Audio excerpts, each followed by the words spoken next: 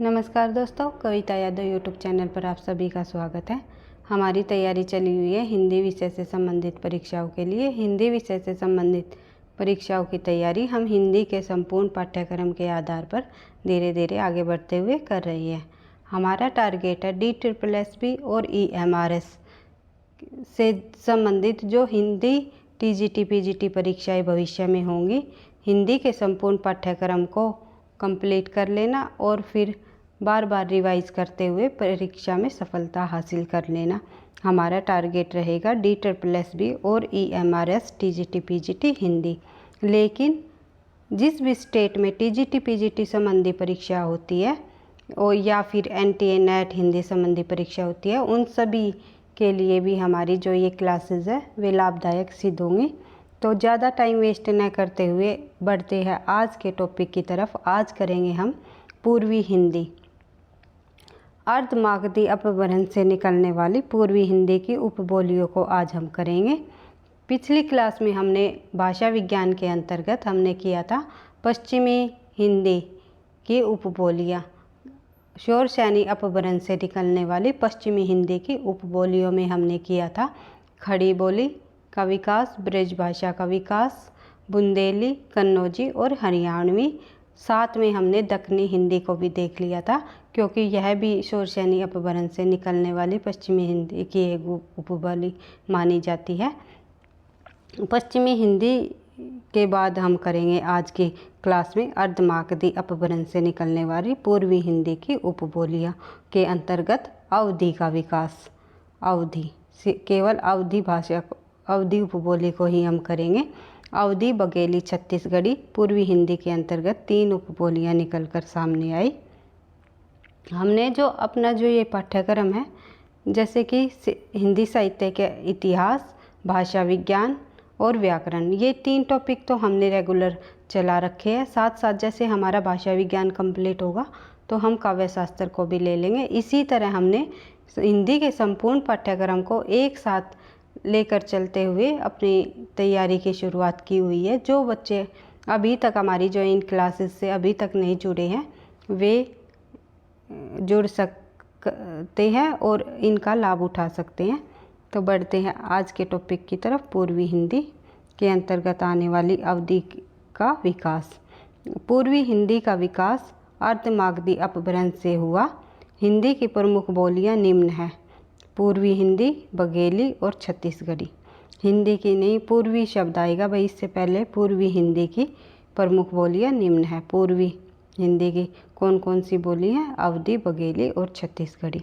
अवधी का उद्भव एवं विकास।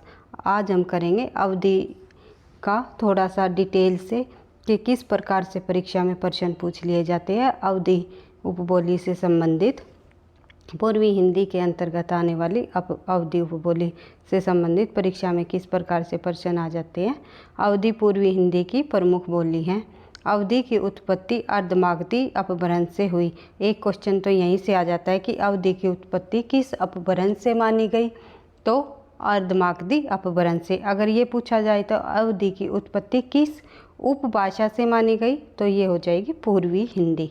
पूर्वी हिंदी उपभाषा से मानी गई अर्धमागधी अपभ्रंश से। अवधी के अन्य नाम है बेसवाड़ी, कोसली। बेसवाड़ी और कोसली अवधी के अन्य नाम है। इन्हें बेसवाड़ी और कोसली भी कहा जाता है। अवध क्षेत्र में बोली जाने के कारण इनका अवधी नाम पड़ा। इनका नाम अवधी कैसे पड़ा?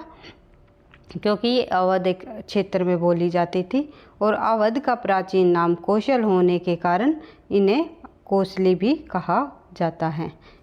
इस तरह अवधी जो नाम पड़ा वो अवध क्षेत्र के कारण पड़ा, और कोसली क्योंकि अवध को पहले प्राचीन नाम कौशल कहा जाता था, इसलिए इनका नाम कोसली भी कहा गया। कोसली, बेसवाड़ी, ये दोनों जो अन्य नाम है ये किन के हैं? अवधी के। ये पूछ लिए जाते हैं परीक्षा में, इनमें से निम्नलिखित में से अवधी का अन्य नाम क्या है, या फिर कोसली किस उपबोली का नाम है। इस तरह प्रश्न बनते हैं। बढ़ते हैं आगे। अवधी के प्रमुख क्षेत्र। अवधी के अब प्रमुख क्षेत्र देख लेते हैं। कहाँ कहाँ किस क्षेत्र में अवधी उपबोली बोली जाती है। प्रयागराज, लखनऊ, मिर्ज़ापुर, उन्नाव, रायबरेली, सीतापुर, फैज़ाबाद, गोंडा, बस्ती, प्रतापगढ़, बाराबंकी, सुल्तानपुर, फैज़ाबाद, 2 बार आ गया भाई फैज़ाबाद, बलरामपुर आदि में बोली जाती है। जो अवधी है, अवधी जो उपबोली इन क्षेत्रों के अंतर्गत बोली जाती है। आप एक बार पॉज करके दोबारा से रिवाइज कर सकते हो। पढ़ते हैं थोड़ा सा और आगे। अवधी का विकास, अवधी का विकास 1000 ईस्वी के आसपास माना जाता है। 1000 ईस्वी के पास से अवधी का विकास माना गया है।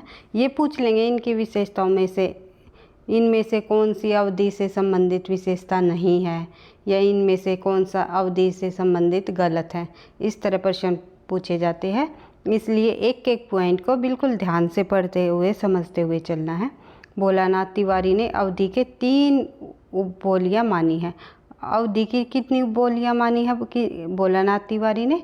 3 उपबोलियाँ मानी है। कौन कौन सी? मिर्ज़ापुरी और बेसवाड़ी, बगोनी, ये इनकी 3 उपबोलियाँ हैं। किन्होंने मानी? भोलानाथ तिवारी ने। अवधि की कितनी उपबोलियाँ मानी? 3। बढ़ते हैं नेक्स्ट पॉइंट की तरफ। अवधि की विशेषताएं। अब देख लेते हैं अवधि की विशेषताएं। अवधि जो उपबोली है उनमें की क्या क्या विशेषताएं रही। जैसे हमने प्राकृत और अपभ्रंश की जो विशेषताएं देखी थी, खड़ी बोली की देखी थी, ब्रज भाषा की देखी थी, इस तरह हम देख लेंगे अवधि के अंतर्गत कौन कौन सी विशेषताएं प्रमुख रही, किस प्रकार किन वर्णों का प्रयोग अधिक किया जाने लगा, इस तरह हम देखेंगे। क्योंकि इनमें से प्रश्न पूछे जाते हैं परीक्षा में कि इनमें से कौन सी विशेषता अवधि से संबंधित है या नहीं है, या इनमें से कौन सी जो पंक्तियाँ हैं किन में अवधि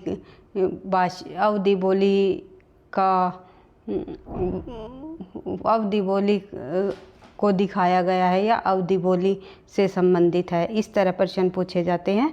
तो अगर हम इनकी विशेषताओं का भी हमें अगर पता होगा तो हम उन शब्दों में से पॉइंटों को निकाल लेंगे कि हाँ ये शब्द यहाँ से ये आया है तो इसमें ये अवधि भाषा में बोला जाता है। जैसे कि भाषा, भाषा को क्या बोलते हैं? भाखा। श का क्या हो जाता है? खा। इस तरह एक बार देख लेते हैं। अवधि में श के स्थान पर ख ध्वनि का प्रयोग किया जाता है। ये श षटकोण के स्थान पर ख का प्रयोग किया जाता है। भाषा का हो जाएगा भाखा। उदाहरण के रूप में अवधि में ड ध्वनि के स्थान पर र ध्वनि का प्रयोग किया जाता है। जैसे झगड़ा का हो जाएगा झगड़ा। अवधि में व के स्थान पर ब का प्रयोग किया जाता है। जैसे वन का हो जाएगा बन, वर्षा का हो जाएगा वर्षा। इस तरह बढ़ते हैं आगे। अवधि में न के स्थान पर न ध्वनि का प्रयोग किया जाता है। जैसे गुण का हो जाएगा गुण। थोड़ा सा और आगे देख लेते हैं।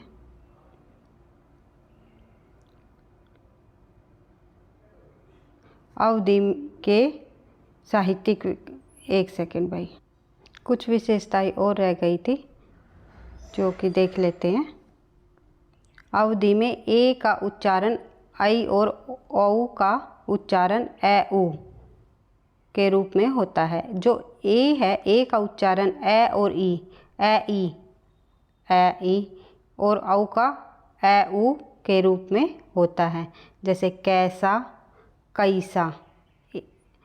ए का हो जाएगा ना, जैसे कै का ए का जो उच्चारण है उसमें ए और ई दोनों मिला दिया गया तो क्या हो जाएगा? कैसा।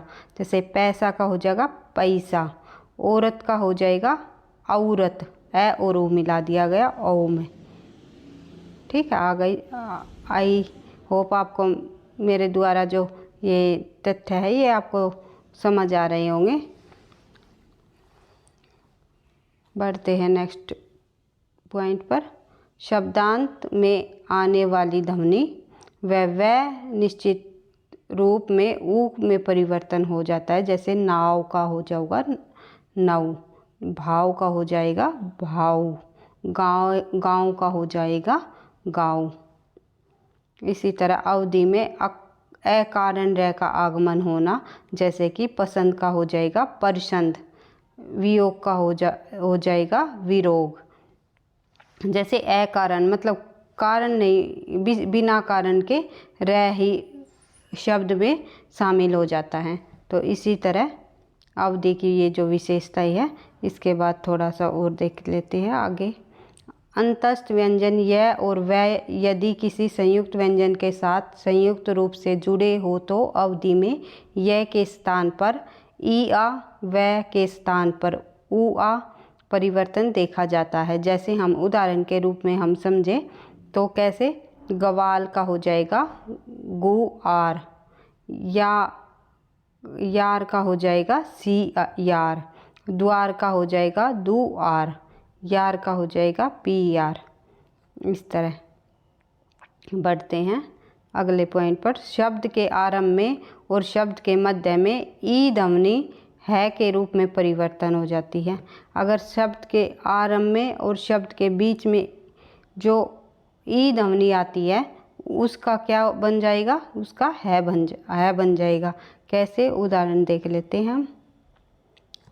रईस है, रईस का क्या हो जाएगा रहीस। इच्छा का क्या हो जाएगा हिच्छा। ई का है बन गया ना, ई के स्थान पर है आ जाएगा। सईस का हो जाएगा सहीस। कुछ ध्वनियाँ जिस प्रकार से, जैसे उदाहरण के रूप में हमने ऊपर पढ़ा था कि न का न बन जाएगा और वै का वै बन जाएगा। तो हम देख लेते हैं एक बार और कुछ उदाहरणों को, और अच्छे से समझ आ जाएगा किन किन ध्वनियों का क्या क्या उच्चारण हो जाएगा। जैसे न का न, य का जय, कै का गै, ल का रै बन जाएगा, श का ख बन जाएगा और वै का बै बन जाएगा। इनको याद रखना आपको कि अवधि के अंतर्गत इन व्यंजनों का ये व्यंजन बन जाएंगे। जैसे न का न बनेगा तो गुण का बन जाएगा गुण, य का जय बनेगा तो योग का बन जाएगा जोग, कै का गै बनेगा तो भक्त का बन जाएगा भगत, ल का रै बनेगा तो भाल का बन जाएगा भार, श का ख बनेगा तो भाषा का बन जाएगा भाखा, वै का बै बन जाएगा तो वर्षा का बन जाएगा वर्षा। भाखा ये कई बार पूछा जा चुका है एग्जाम में, क्योंकि भाषा का भाखा किस उपबोली के अंतर्गत लिखा जाता है। तो आंसर हो जाएगा अवधि। ये वेरी इंपॉर्टेंट पॉइंट है भाई, आप बार बार रिवाइज करके आप याद कर सकते हो तथ्यों को। बढ़ते हैं नेक्स्ट। अवधि में अधिकांश शब्द वाक्रांत होते हैं, जैसे जगदीश वा, घोड़ वा। वाक्रांत मतलब अंत में वा ध्वनि आती है। बढ़ते हैं नेक्स्ट पॉइंट पर। कारक रचना की दृष्टि से विभिन्न कारकों में जहाँ अवधि के अपने प्रसर्ग है, वहीं कर्ता कारक के चिन्ह का विलोपन होता है। जैसे उसने खाया, ऊ खाई, खाइल, खाया, उसने खाया का क्या हो जाएगा ऊ खाइल। यानी कि कारक चिन्हों का जो परिवर्तन है वो भी इस प्रकार देखने को मिला है हमें अवधि भाषा के अंतर्गत। अब बढ़ते हैं अवधि का जो साहित्यिक विकास है, किस प्रकार से साहित्य में कौन कौन सी रचनाओं में अवधि भाषा अधिक लिखी जाने वाली लगी और कहाँ पर जाकर अवधि भाषा का लोप होना शुरू हो गया था। ये सब देख लेते हैं। इन तथ्यों से भी प्रश्न पूछ लिए जाते हैं कई बार परीक्षा में। तो अवधि भाषा का, अवधि उपबोली का साहित्यिक विकास ये देख लेते हैं। अवधि भाषा के साहित्यिक विकास के 3 चरणों में बांटा गया है। अब इनके कितने चरणों में बांटा गया है? 3 चरणों में। कौन कौन से? जैसे आदिकाल आरंभ से 14वीं शताब्दी तक, 14वीं ईस्वी तक, शताब्दी तक आएगा भाई,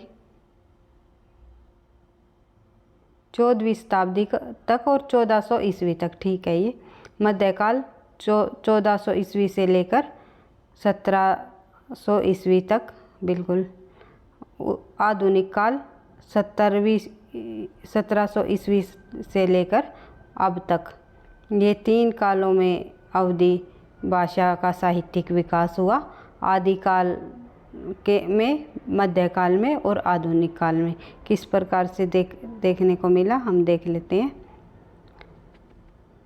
अवधी भाषा को साहित्यिक रूप में प्रतिष्ठा सूफी कवियों ने दिलाई। किन कवियों के द्वारा दिलाई साहित्यिक रूप में प्रतिष्ठा? प्रश्न पूछा जा सकता है कि सूफी कवियों द्वारा अवधी भाषा को साहित्यिक रूप में प्रतिष्ठा दिलाई। सूफी कवियों में सबसे पहले अवधी की रचना मुल्ला दाऊद ने चंदायन नाम से किया। इसके बाद मृगावती आएगा, ये वली नहीं, मधुमालती, चित्रावली, पद्मावत आदि सूफी काव्य अवधी में रचे गए। ये काव्य है ये भी सूफी में रचे गए, लेकिन अगर प्रथम की बात करें तो मुल्ला दाऊद द्वारा चंदायन सूफी काव्य की प्रथम रचना मानी गई है और ये अवधी भाषा में लिखी गई। बढ़ते हैं नेक्स्ट पॉइंट की तरफ।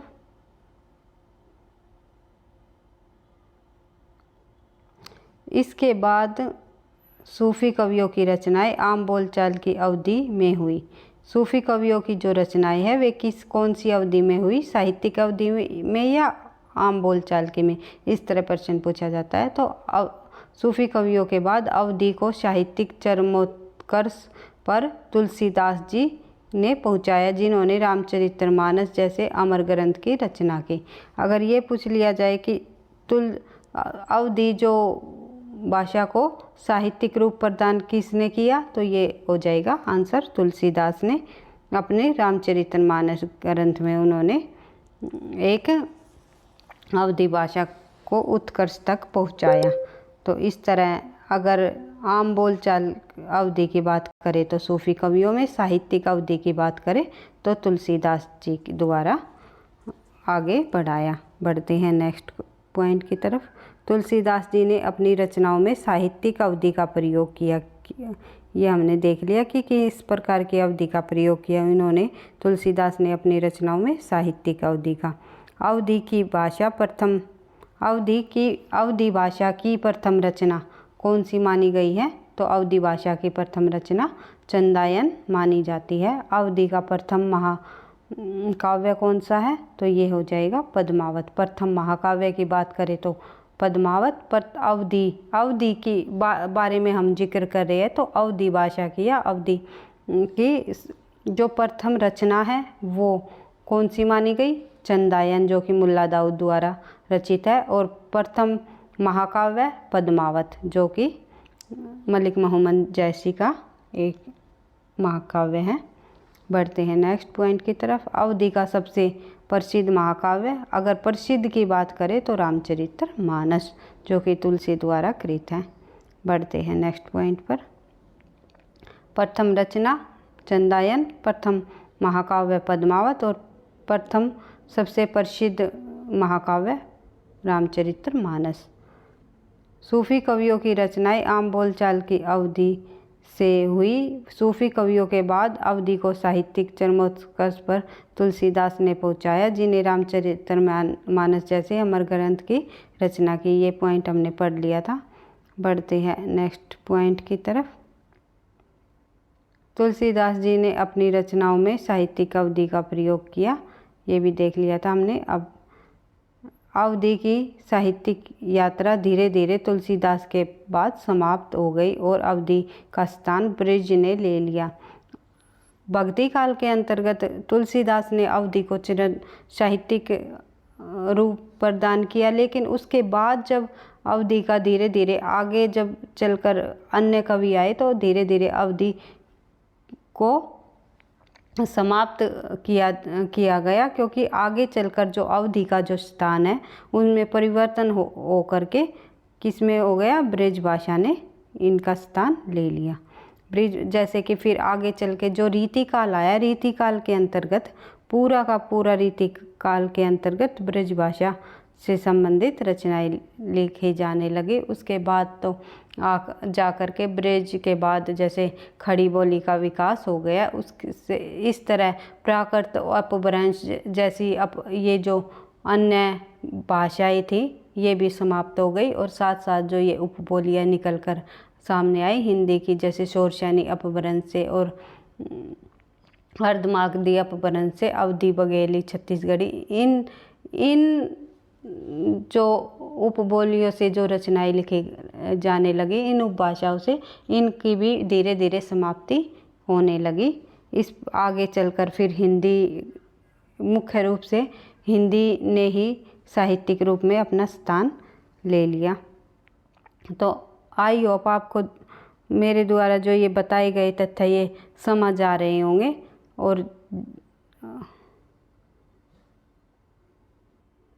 हम अपने पाठ्यक्रम के अनुसार इस सिलेबस को धीरे धीरे आगे बढ़ा रहे हैं। ये भाषा का टॉपिक हमारे EMRS में TGT हिंदी में पूछा जाता है और DTET+ भी दोनों में पूछा जाता है, TGT और PGT दोनों के अंतर्गत।